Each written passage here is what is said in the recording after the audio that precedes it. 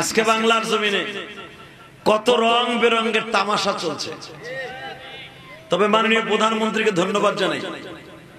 আমার দেশের গোপালগঞ্জের মেয়ে এই জন্য নয়, আমার আত্মীয় এই জন্য নয়, আমি তাকে ধন্যবাদ জানাই এই জন্য যে মাননীয় প্রধানমন্ত্রী ওনার ভিতরে ইসলামের দরদ আছে।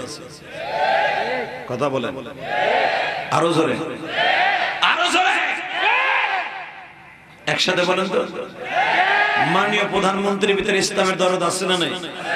তা না থাকলে উনি কিন্তু মাদ্রাসা খুলে দিত না, উনি স্কুল কলেজ খুলে দিত। ওনার জন্য দোয়া করি। এবং ওনার পাশে যেগুলো রামপন্থী আর বামপন্থী আছে, ওনার মাথাটারে টাল করে রাখে, এগুলো হেদায়েত দেবে এই দোয়া করি।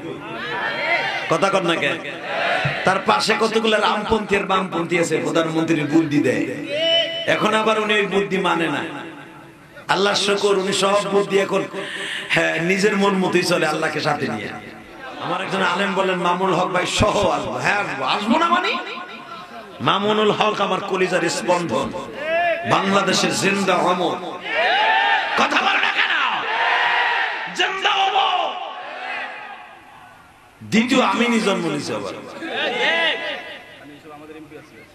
আরে ভাই আমি সব জানি, তোমার সাথে বয়স আমার বেশি। আমি 1999 সালে দাওরা পাস করছি, কি মনে করেন চোকড়া বক্তা? মুফতি আমিনের সাথে বেটা পল্টনে নিজে রাজনীতি করছি, কোরআন শরীফ বুকে নিয়ে লাভ দিয়ে নামছে। আমি সেই হতে পারি আমি গোপালগঞ্জের, কিন্তু মুফতি আমিনী ছিল আমার কলিজার স্পন্দন। যখনই ডাক দিত শাস্ত্রী জীবনে পাগলের মতো জাবায়া পড়তাম। আমি সেই রাজপথে লড়াকু সৈনিক। কষ্ট হইতেছে? যদি মুফতি আমিনের সাথে সম্পর্ক না থাকতো তার জমিনে আইসা ওয়াজ করতে পারতাম না। আমি আজকাল চান্দু না। আবার গতকালকে রাত্রে একজন আপনাদের গ্রাম থেকে ফোন দিছে, হুজুর আপনার সাথে কি আপনি একাই আসবেন না আর কোনো বড় বক্তা আসবে? আমি বললাম না তো, আমার সাথে আর কোনো বড় বক্তা দাওয়াত দেয় নাই। অর্থাৎ মামুন ভাইয়ের কথা বলে, মামুনুল হক। আমি বললাম না, আমার সাথে আর কাউকে দাওয়াত দেওয়া হয় নাই। বলে আমরা একটু শুনতে পাইলাম। বললাম না, শুধু আপনাদের দুইটা পাও ধরে বলছি, আমি তাকে বুঝতে বলেছিলাম মামুনুল হক সব জায়গায় যায় না।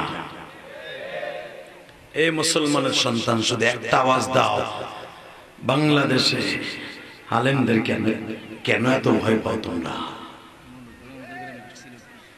অতএব মামুনুল হক তোমাদের গ্রামে আসছে, হয়তো আবার আসবে, কিন্তু একটা কথার উত্তর দিতে হবে, আলেম ওলামাকে কেন এত ভয় পাও? আলেম ওলামা তো দিনের কথার জন্য দেখ বিদেকে ছুটছে, কথা ঠিক না বেঠে? একজন আলেমকে এত ভয় পাও, মনে হয় আজরাইলকে এত ভয় পাও না কেন? আমরা আলেমরা তো কোনো পিস্তল সাথী নিয়ে চলি না, আমরা তো কোনো বডিগার্ড নিয়ে চলি না, আমরা চলি একমাত্র রব্বে কারিমকে নিয়ে। কথা বলতে হবে। রব্বে কারিম আমাদের মালিক, দুনিয়ার কোনো মালিকের দরকার নেই। শুধু একটা আওয়াজ দিয়ে দাও, আলেম ওলামার দিকে যদি একবার কড়া নজরে তাকাও, তোমাদের জীবনটা তছনছ হয়ে যাবে, ঠিক না বেঠে? শুধু মনে রাখবেন, জীবন অন টাইম। জীবন জোরে কর, আরো জোরে। কয়টায়? আপনার কষ্ট হইতেছে, আওয়াজ দেন না কেন? আমার একজন আলেম বলেন মামুনুল হক ভাই সহ আসবো। হ্যাঁ আসবো না মানে? মামুনুল হক আমার কলিজার স্পন্দন, বাংলাদেশের জিন্দা অমর। কথা বলে না কেন? জিন্দা অমর। দ্বিতীয় আমিনই জন্ম নিয়েছে আবার। আরে ভাই আমি সব জানি, তোমার সাথে বয়স আমার বেশি। আমি 1999 সালে দাওরা পাস করছি, কি মনে করেন চোকড়া বক্তা? মুফতি আমিনের সাথে বেটা পল্টনে নিজে রাজনীতি করছি, কোরআন শরীফ বুকে নিয়ে লাভ দিয়ে নামছে। আমি সেই হতে পারি আমি গোপালগঞ্জের, কিন্তু মুফতি আমিনী ছিল আমার কলিজার স্পন্দন। যখনই ডাক দিত শাস্ত্রী জীবনে পাগলের মতো জাবায়া পড়তাম। আমি সেই রাজপথে লড়াকু সৈনিক। কষ্ট হইতেছে? যদি মুফতি আমিনের সাথে সম্পর্ক না থাকতো তার জমিনে আইসা ওয়াজ করতে পারতাম না। আমি আজকাল একসাথে বলেন জমিনের মালিক কে? আল্লাহ। ওই আল্লাহ আছে না নাই? যুবক যে যেখানে আছো আল্লাহকে এখন একটা জোরে একটা ডাক দাও তো, আল্লাহ কইয়া দাও, জোরে একটা ডাক দাও তো, দাও জোরে ডাক দাও। তোমরা যদি থেকে দেখো আওয়াজ দাও, যে কোনো মুহূর্তে ইসলামের পক্ষে, আল্লাহর পক্ষে, মাদ্রাসার পক্ষে, দারিদ্র্যের পক্ষে ইসলামের জন্য জীবন দেন ডাক আসতে পারে। উলামায়ে কেরামের সাথে নিয়া মুফতি আমিনের জমিনে বসে আওয়াজ দাও, কোন আসলে যদি ইসলামের বিরুদ্ধে কথা কয় ওর বিরুদ্ধে আন্দোলন করতে কে কে রাজি আছো? দু হাত তুলে আল্লাহকে দেখায় দাও।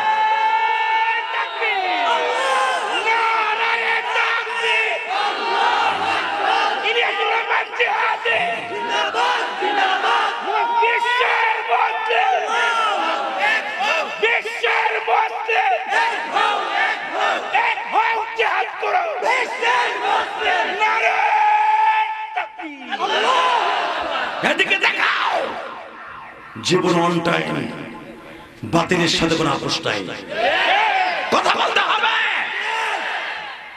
প্রশাসনকে বুঝবো, ধন্যবাদ জানাই আপনাদেরকে। কোন মাহফিলে যেন বাধা দেয়া না হয়, কোন আলেমকে যেন আসতে বাধা দেয়া না হয়।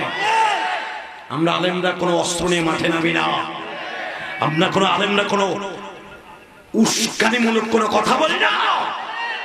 তোমরা আমাদেরকে যারা শত্রু ভাবো, মিথ্যা ভাবো। তোমরা আমার প্রধানমন্ত্রী আমাদেরকে বন্ধু ভাবে, তাহলে মাদ্রাসা সে খুলে দিত না। কিছু কিছু রামপন্থীর বামপন্থীর কারণে আজকে প্রধানমন্ত্রী আমাদের শত্রু ভাবে না। আমরা দেশের বন্ধু, আমরা দেশে ভাড়া থাকি না, আমরা দেশে কোনো বিদেশি পাসপোর্ট ইউজ করি না, আমরা বাংলা মায়ের পাসপোর্ট ইউজ করি। পৃথিবীর যে প্রান্তে যাই বুকে থাপড় দিয়ে বলি, সেই লন্ডনের জমিনে আমি সেই আমেরিকা ব্রাইটন, আমি লন্ডন যখন ব্রাইটন গেলাম আমি বুকে থাপড় দিয়ে বলেছিলাম আই এম বাংলাদেশি। আমরা দেশের নক্ষত্র, আমরা দেশের ভাড়া থাকি না যে আমাদেরকে নিয়ে খেলনার পুতুল মনে করবার। যদি আমাদের বিরুদ্ধে কোনো ষড়যন্ত্র করা হয়, এই ষড়যন্ত্র জাল আল্লাহ নস্যাৎ করে দেবে, এদের বিচার আল্লাহ করবে। কথা ঠিক না বেঠে? কষ্ট হইতেছে?